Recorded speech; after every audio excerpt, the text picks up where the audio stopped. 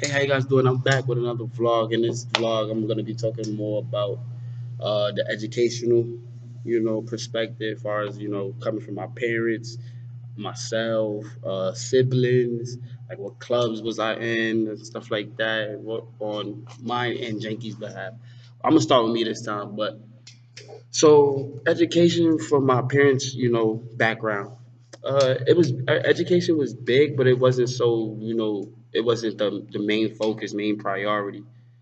And what I mean by that is due to the fact of how I was brought up, how I was raised, it was tough for us to have, that type of resource, to, have that educational, purpose and wanting to go to college, finish, and, do these other things that we all dream and believe in.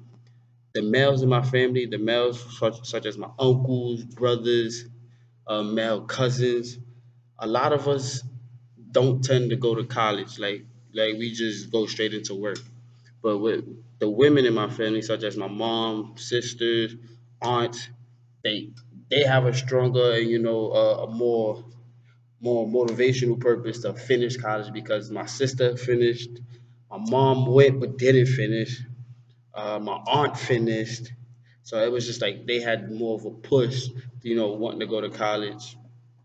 And for me to be the first male in my family that's gonna finish college, like I'm looking forward to that because not only does will that feel like an accomplishment, but that's just gonna, I don't want to say break a cycle within the males in my family, but it's just gonna set the bar high. Now, coming from my partner's background and her parents, education was big. Both of her parents went to college. Both of her parents finished. She's in the process of being in college and wanting to finish, which is a good thing. So I highly tip my hat off to them because that's big. And yes, they did have the money to go, but they also had the resources as well too. So it was like that they had a little bit of advantage. Um, Education, and then also education from her siblings. All her sisters and brothers go to college. They're well either on the way or still in high school and stuff like that. So for her to be the oldest, she's setting an example to her little brothers and sisters, and for them to be on the right path is an amazing thing. I say I get my motivation a little bit from my older sister because my older sister finished, like she went away for school, finished, and so for me to be in the process, it's just amazing. I love it. Even with the fact of me being here at MSU, like I just love every bit of it. Now, as far as grade wise, like this is a funny situation because when I think of grades, like I think of just trying to get A's in all the easy classes when I was younger, as everybody should. But overall, your parents want you to get good grades in anything you do, and like in middle school, like I was one of the children like who will always get their work done first, and I just want to play. Like I just like I don't care what it is. I like once I'm finished my work, I just want to play. It came down to, as I got older, and then, when you go through secondary school, middle school and stuff like that, you tend to lose recess, you tend to lose your playtime. And it is just like, I know I had a little bit of slump in middle school because I didn't get the freedom that I had in elementary school, like where I wanted to go outside and play or like go to gym and stuff like that. It was just more work, work, work. But, and then I remember, one year I messed up and, I was just like, okay, like shrugging it off like it's nothing. But my parents was pretty upset, so they was just like, yeah, you got to maintain, these good grades if you want to go to college, if you want to do this and you want to do that. And then also for Janky's side of the family, she's smart, she's amazing, like good grades all around, like anything she do, like even though she gets frustrated with all the studying and all of this and that, she still manages, to make sure she pull off the A's and B's. And like I said, I tip my hat to her because that's amazing. That's amazing. Uh, I want to say, and to talk about success and failure, failure for me, there's no such thing as failure. Like you learn from anything you do, anything you don't accomplish, you learn from, and that's a part of life. That's a part of growing up, and which I love. Like I'm not saying I'm the best student. I'm not saying I'm the smartest in my family, but I have made mistakes in high school, elementary school, middle school, college, and even to this day. Like I make mistakes every day. The best thing you can do is really learn from them. So I don't really see those as, a failure. But my success, oh, I love the fact that I got the drive to keep pushing, and I got that self motivation to just make sure I get what I need to get done, and you make sure I get the full enjoyment of just putting in hard work, because if you do put in hard work, you do get a good outcome, and that's amazing. And for my part, for my partner, Jakey, it's just like success and failure for her would be the same just as mine. As we spoke about it, we got more into depth. She was just telling me like, yeah, it's great to have a lot of success, but great people that got great futures and careers, they fail more than they succeed. So, and the best, like I said, the best thing you can do is learn from it. You can learn from it. You can learn. And culture, culture from her point of view and my point of view. And when I mean by this, I'm talking about for far as the school point, it's different because back home, you around, people that speak your language, people that you somewhat eat the same things you do, people that follow some of the same routines, people, that understand you, that can relate to you more. And we both had that growing up, her growing up in India, me growing up in Haiti. We both had that, which was a good thing. But making the transition to come over here into America, it began to get a little shaky, get a little tough, because it's just like now we have to adapt to a whole new school environment. Now we gotta adapt, and 9 times out of 10, the American people here don't, speak my language, or they don't speak her language. So it was just like we're the outcasts now. We have to adapt. We have to blend into how the American kids and the Caucasian kids, grow up, and like what they eat, how they communicate, what they do, and just in the social norm.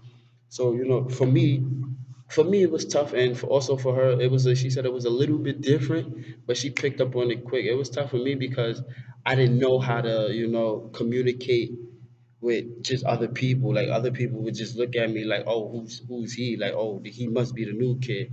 And you kind of get that feeling throughout school. Like you can tell when people know you the new kid before you eat, before you even get there. And it's crazy because it's just like you're being talked about. Like yeah, it's good to be the new kid, but then also like who's willing to branch out and help me show me the ropes within coming, just being in this new environment, being in this new school.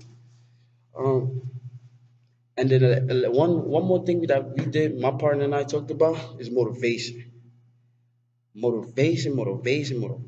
For me, motivation is amazing. And we talked about it to the point where is it a self trait or growth trait?